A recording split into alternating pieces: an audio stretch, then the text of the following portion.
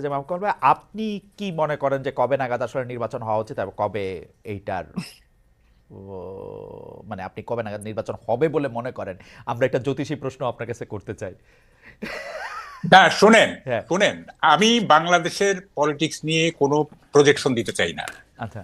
যারা বাংলাদেশের পলিটিক্স নিয়ে প্রজেকশন দেয় তারা আসলে পণ্ডিতি করেন। No projection. এমন একটা জায়গায় দাঁড়িয়ে গেছে বাংলাদেশ, এখানে এক মাসের প্রজেকশন আপনি দিতে পারবেন না। হয়তো দেখা যাবে ইন ওয়ান ফাইন মর্নিং আপনি ঘুম থেকে উঠে দেখলেন যারে এইভাবে তো আমি ভাবি নাই। সুতরাং এই ধরনের মানে পণ্ডিতি আমি করব না, নো প্রজেকশন। আচ্ছা, আপনি যেটা বললেন যে সেকেন্ড ইনিংস শুরু হয়েছে, দেখেন আমি ফার্স্ট ইনিংসটা যদি একটু ব্যাখ্যা করি তাইলে বিএনপি কোন পার্সপেক্টিভে দাঁড়িয়ে পলিটিক্স করতেছে এইটা আপনার কাছে ক্লিয়ার হবে। সেটা আমি একটু বলি। সেটা হচ্ছে, দেখেন সেকেন্ড ইনিংসে প্রবেশ করেছে বর্তমান সরকার। প্রথম ইনিংসটা কেমন গেল আমি বলবো ইটস এ টেরিবল ফেইলিওর। এবং আপনার ক্রিকেট লিটারেচার দিয়ে যদি বলি, it is a glorious uncertainty. অর্থাৎ 8 আগস্ট আমরা সবাই ভেবে নিলাম যে এইবার বাংলাদেশ তুই কই যাবি, তোরে একজন নোবেল লরিয়েট ঠিক করে ফেলবে। 8 তারিখে আমরা এটা ভাবলাম, কিন্তু এখন আমরা দেখছি যে ইট ওয়াজ এ গ্লোরিয়াস আনসার্টেনিটি।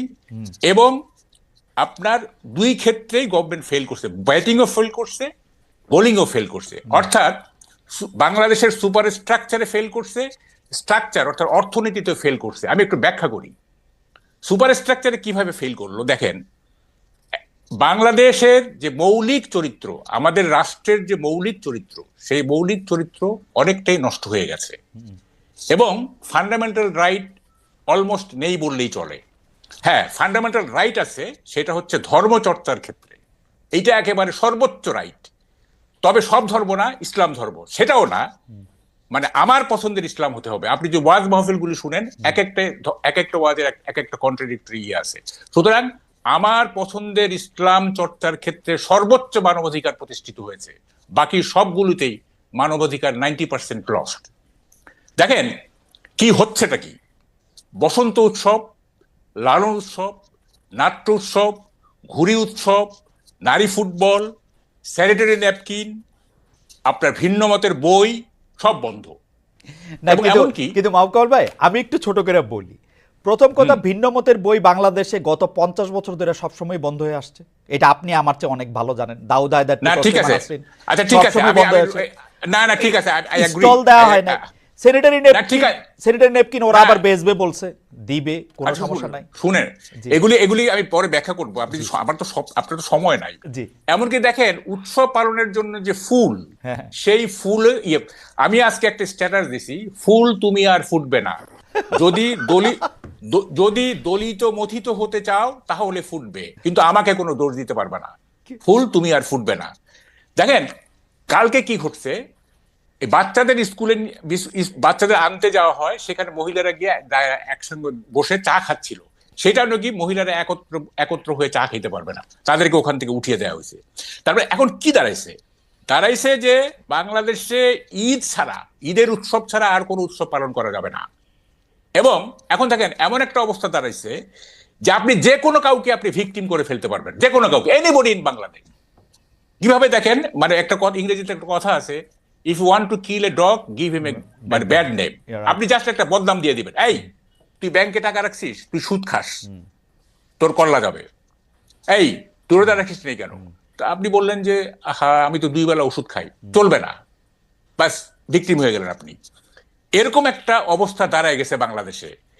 এবং দেখেন এই মানে আরেকটা বিষয় না, আমি যেটা বললাম যে আমি আবার আসবো আপনার কাছে। আপনি যদি ইলেকশনটা আপনি কবে চান সেটা যদি একটু বলতেন, আপনি প্রজেকশন না করতে চাইছেন, কারণ এই ব্যাপারগুলি খুবই গুরুত্বপূর্ণ বিষয়গুলো। আপনি বলতেছিলেন যে আসলে না না না একটু না, একটু না বুঝলে হবে না তো। ইলেকশন চেয়ে কি করবো আমি?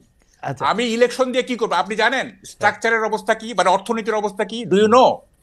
আপনি তাইলে আপনি কেন শুনেন, আমাদের চোখের সামনে নির্বাচনের উঁচু দেয়াল, তাই আমরা পুরো বাংলাদেশটাকে দেখতে পাচ্ছি না। You are concentrating on the wrong point. I would rather say আপনি concentrate on the right point. হ্যাঁ, কোথায় মূল সমস্যাগুলি কোথায়? আপনি ইলেকশন দিয়ে কি করবেন? এই যে সংস্কার করতেছেন, এত কিছু করতেছেন, পলিটিক্যাল অ্যাডজাস্টমেন্ট না থাকলে, বিএনপির সাথে অ্যাডজাস্টমেন্ট না থাকলে, পলিটিক্স অফ অ্যাকোমোডেশন না থাকলে এগুলোর কোনো মূল্য থাকবে? 72 কনস্টিটিউশনে কি আছে? একটা democratic constitution, could it stop 4th amendment? Could it stop unconditional power of Zia and Ershad? Could it stop 15th amendment? না। একটা জেনারেল মনে করলো যে আমি টেক ওভার করবো, কনস্টিটিউশন সেটা আটকাইতে পারবে? না, পারবে সে তো না। ভাববেই না যে সে তো ভাববেই না যে পারবে না। কনস্টিটিউশনে কি লেখা আছে সে তো ভাববে না। ভাববে তা আপনি কেন কনস্টিটিউশন নিয়ে এত কিছু চিন্তা করতেছেন, এত শ্রম দিচ্ছেন?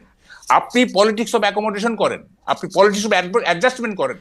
তাইলে মাহবুব ভাই, তাইলে- আমি মাহবুব ভাই আপনার সাথে কিন্তু আমি কিছুটা একমত যে আমরা আসলে যে ইলেকশন চাইতেছি, ইলেকশন চাইয়া যে আরেকটা দল ক্ষমতায় আসবে বা কয়েকটা দল ক্ষমতায় আসবে, এতে আমাদের কি পরিবর্তন হবে, কিন্তু আমি প্রশ্নটা করে রাখতে চাই মাহবুব ভাই, আপনি যেই ব্যাপারগুলির দিকে আপনি দৃষ্টি আনলেন, যে আপনি বললেন যে আমার ব্র্যান্ড বা আমার আর্ট অফ ইসলাম আমি পালন করতেছি, সেই অধিকার প্রতিষ্ঠিত হয়েছে ওয়াজ। তো আমি যদি বেশিরভাগ লোক তাই চাই, আমি যদি বেশিরভাগ লোক মনে করি রমজানের সময় আমি দোকানপাট বন্ধ রাখবো এবং অন্য কাউরে আমি খাইতে দিব না, বেশিরভাগ লোকের যদি ওইটাই চাওয়া থাকে, আপনি আমি এটা বন্ধ কেন করবো? বেশিরভাগ না, লোক চাইতেছে। শুনেন, কিন্তু আমি বেশিরভাগ বলি লোকের শুনেন, চাওয়া। আমি শেষ করতে দেন। From religious point of view কেউ বলতেই পারে যে আপনারা রমজানের সময় এটার পবিত্রতা রক্ষা করেন, এবং আমরা হয়তো মানলাম, কেউ মানলো কেউ মানলো না, এটা করতে পারেন। কিন্তু মানে কোনো কিছুতেই আপনি আমার নিজের মত জনগণের মত বলে চালাইতে পারেন না, unless it is validated by referendum or it is validated by election, তাই না? আমি যেটা বলছি সেটাই যে জনগণের, হোল জনগণের মত, এটা আপনি বলতে পারেন না। হ্যাঁ, রমজানের সময় পবিত্রতা রক্ষার জন্য যদি বলে আমরা আমরা মানে এটা মেনে নিব যে আচ্ছা ঠিক আছে, এটা ধর্মীয় পবিত্রতা, সেটা ঠিক আছে। কিন্তু মানে অ্যাপার্ট ফ্রম সাম রিলিজিয়াস মানে ইস্যু, অন্যান্য যে কোনো বিষয়ে আপনি বলতে পারেন না যে এটা জনগণের চাওয়া।